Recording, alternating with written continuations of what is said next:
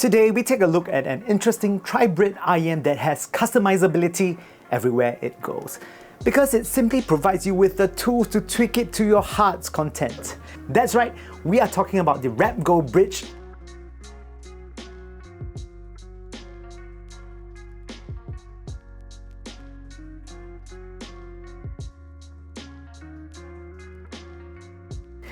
These days, you see many manufacturers trying to give the listener a way to tweak the signature to better suit their preference.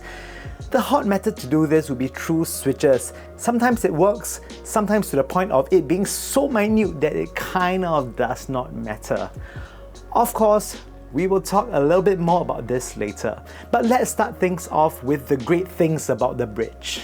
Firstly, the case provider is well thought out. It gives you a place to keep all the parts where you can use to tweak the sonic signature. They really developed this mini toolbox carrying case quite well.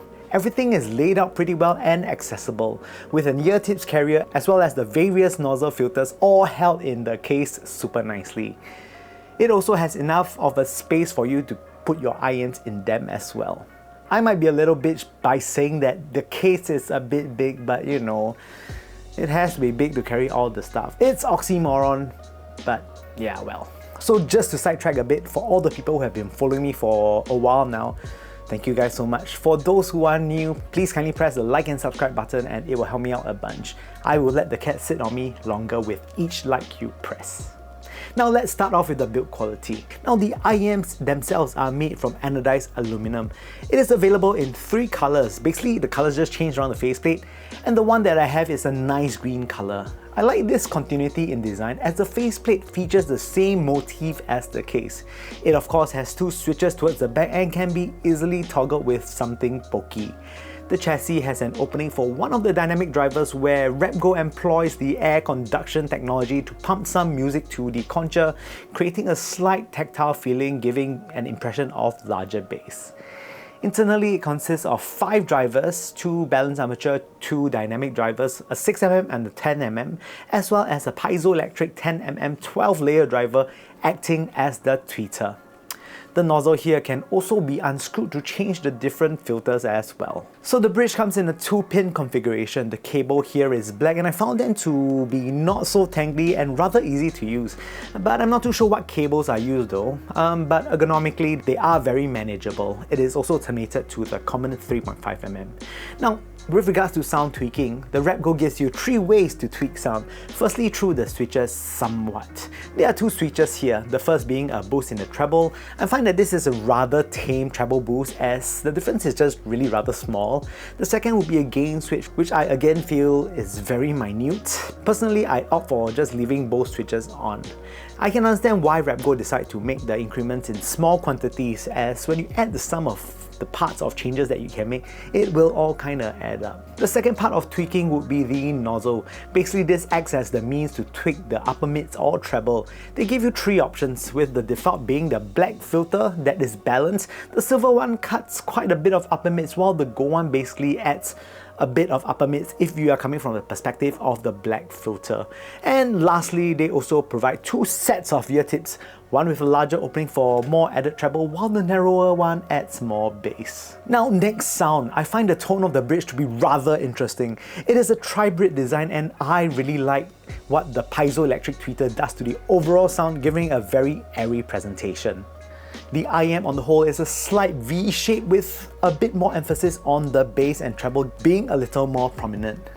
It has a lean and liquid character. I would say that these are not flat but natural sounding. And for the price, I think that this is a very interesting sort of sound and tonality. So let's just start off with bass. The bass on the Bridge is sub-bass forward. I think it's very satisfying to listen to Blackpink's How You Like That on the Bridge. So when the bass drops, the rumbles are so satisfying, especially in the sub-bass region. One thing to note is that it does not have the quantity of bass of a bass head IM, but nonetheless it's still a pretty good listen. Mid-bass here tapers off a bit but has enough energy to make it a rather energetic listen. And because of that, the overall music sounds pretty dynamic.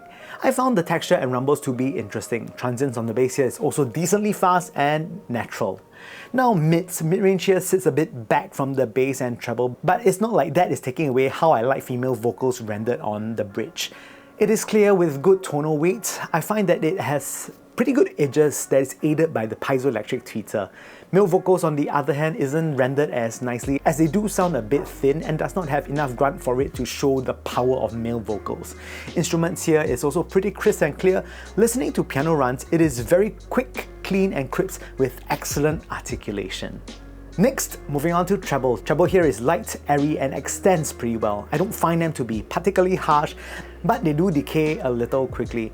Overall, it has a very good presence, albeit not long-lasting. This makes it very easy to listen to. I do feel that it makes the bridge quite an airy listen as well. So next, we're going to talk about soundstage on the bridge. With regards to width and height, I do feel that the width and height on the bridge is actually pretty good, as the extension on this two axis is rather vast. Honestly, think of it like a small little concert hall. With regards to depth and positioning, both are also excellent. Dynamics are good, and that lends to having good depth. Positioning is also pretty accurate. Hearing panning instruments on these is really a delight. So sometimes when the drums move from the left to right, from the toms to the floor tom, that kind of thing, hey, it's kind of nice. I enjoy those pannings. But importantly, let's talk about the comparisons with other IMs in the price range. So versus the 7Hz legato. Now the 7Hz legato is a very different beast from the bridge. I do find that if you have the legato, the bridge can coexist together with the legato, as they both give a very different experience. The legato is an unabashedly fun and thunderous bass head IEM that has an almost club-like presentation.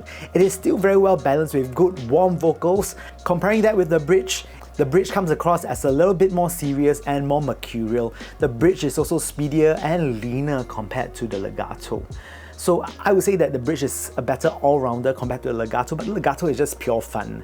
Now versus the kiwiears quartet. Now this comparison is a little bit more similar because both of them are V-shaped, but I think that the bridge edges out the quartet when it comes to details and resolution. Both of them are V-shaped, but the quartet has a very distinct balanced armature tone in the mid-range and highs, which lends it to sound a bit more rounded and smooth. I personally prefer the bridge as it has a bit more details. And finally, in conclusion, at the end of it, I do think that bridge is highly customizable to your taste, and that is pretty fun to do.